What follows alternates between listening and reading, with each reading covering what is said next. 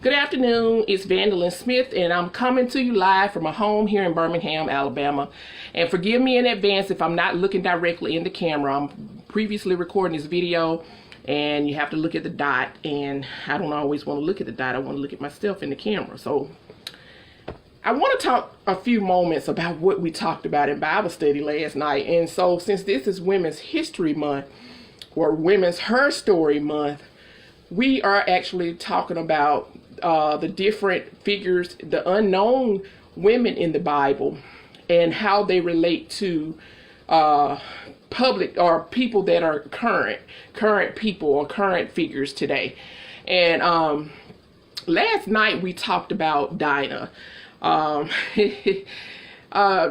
I'm look, now I didn't get off into the real history of the Bible and the different people and whose children were who and all of that, but the story was very profound. He talked about Dinah, how Dinah had went out into the city to, basically she was going to talk to her tribe, her chicks, her women. She was going to talk to them. She was going to meet up with the women. And here she was minding her own business, and here comes Shechem. Shechem decides that he just wants to have her. Shechem takes her, rapes her, and after he rapes her, he said he wants to marry her. So, okay, first of all, Shechem, you doing things ass backwards, really. So you want to rape me first, then you want to marry me, because you just got to have me, you're in love with me. But then come to find out, Shechem knew exactly what he was doing. Shechem saw Dinah and wanted to rape her. Well, let's just leave the rape part out. He wanted to marry her because he looked at it as a strategic opportunity for more power because of who Dinah was.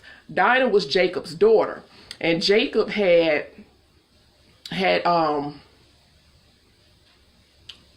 I don't know what that is. I think that, okay, Jacob, he was a very prosperous ruler. He was a prosperous person in the land, and he was dealing, and he had all types of properties and investments. He was doing things, and so Shechem knew who he was, and he knew who Dinah was, and he felt like if he could lay up or marry Dinah, that would put him in a more prestigious position. He was already the prince of the nation.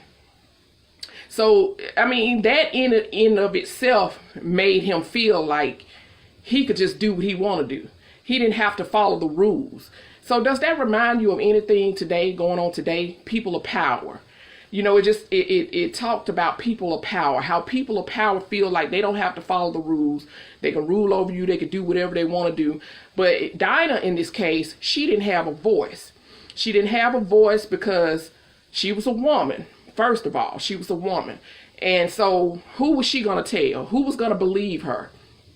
So it was just so much we talked about last night. I don't want this video to be like 15 minutes long, but I want to the main thing I want to get out of this is that the reason why, okay, well, he brought up the point that Dinah in the Bible, in that verse, it was Genesis, I think it's Genesis 34. It's either Genesis 33 or Genesis 34. I will get my Bible and look, but I'm on the phone, and so the Bible that I read is on the phone. But it's either Genesis 33 or 34. But anyway, Dinah, she didn't even speak in this passage. We were hearing about Dinah's story, how she was raped, how she was taken advantage of, but Dinah didn't speak, and so that speaks to what happens now. Think about the Me Too movement.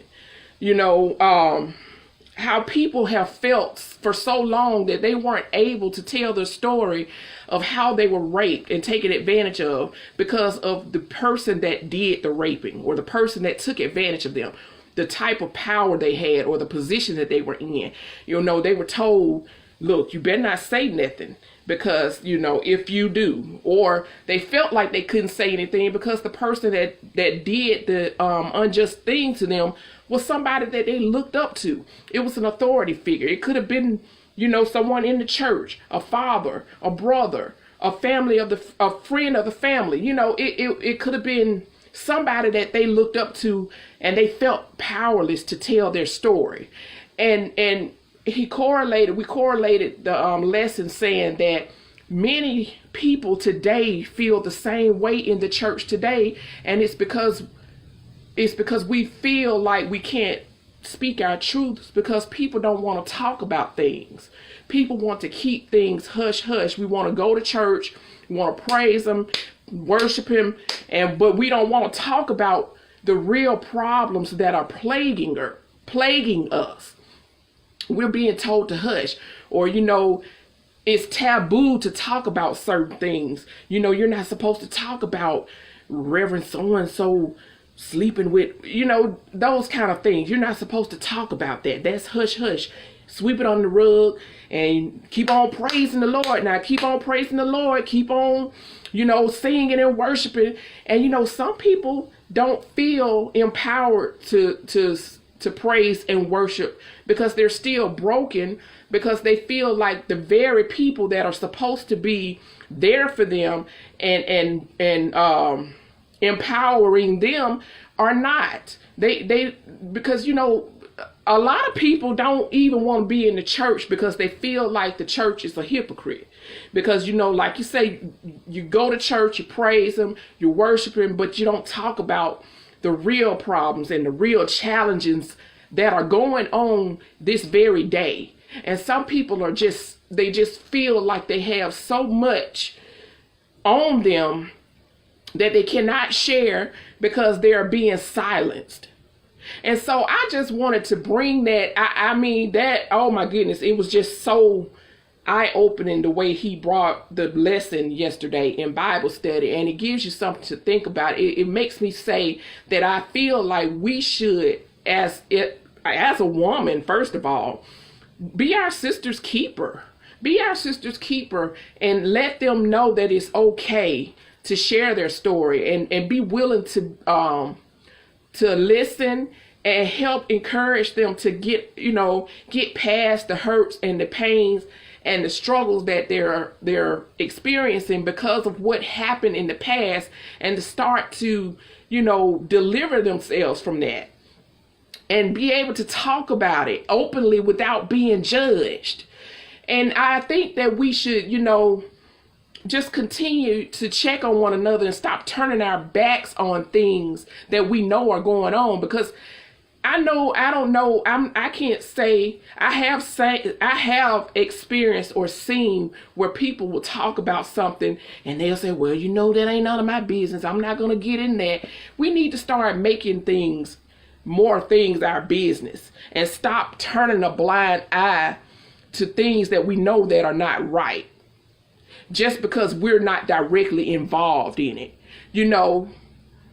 I think we need to start being our sister's keeper and start, checking on one another, encouraging one another, empowering one another to share our stories and not keep it silent. It's time out to stop trying to be all holier than thou. Because yes, you can be saved, but what about your sister? What about your sister? If you see someone doing wrong, why not, you don't have to go to them in a holier than thou sense. You can go to them in a sense of, because you wouldn't always, we get to a place to where we feel like we've arrived. We have left our old life behind, but we forget that we once did things that weren't right, and we still aren't perfect. But why condemn another person for their walk? If they're in that journey now, why look down on them? We need to start, helping them overcome their challenges and showing them and telling them how you overcame things. And that's another thing. We need to start sharing our stories. We need to start sharing our stories with other people so that we can show them that whatever they're going through can be overcome, and stop condemning people because we are not in that same space anymore. So I just wanted to come share that message. I don't know. I hope it wasn't all over the place. I hope that you understood something out of it. I hope that you understand what I'm saying or what I'm trying to get at.